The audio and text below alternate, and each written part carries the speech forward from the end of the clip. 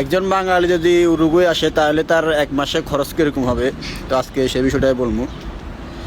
তো এখানে বাঙালি বলেন বা যে দেশের বলেন, এখানে নর্মালি একটা যদি আপনি রুম নেন, পার ডে আপনার 600 থেকে 1500 টাকা, 2000 টাকা, এর বেশিও আছে। তো আপনি যদি 600 টাকা দামের রুম নেন তাহলে আপনার মাসে আসে 18,000 টাকা।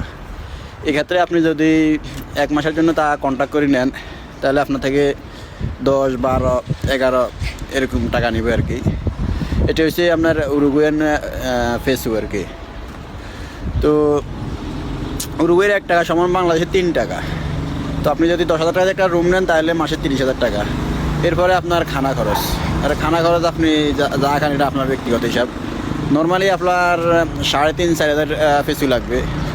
তো যদি 4,000 পেসো লাগে তাহলে আপনার আরও 12,000 টাকা। তাহলে আপনার 4,000 পেসো লাগলে আরও 12,000 টাকা, তাহলে আপনার পড়তেছে 42,000 টাকা নর্মালি।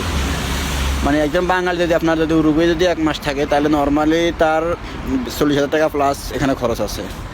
এরপরে তার বাড়তি হাত খরচ, এটা তার পার্সোনাল বিষয়।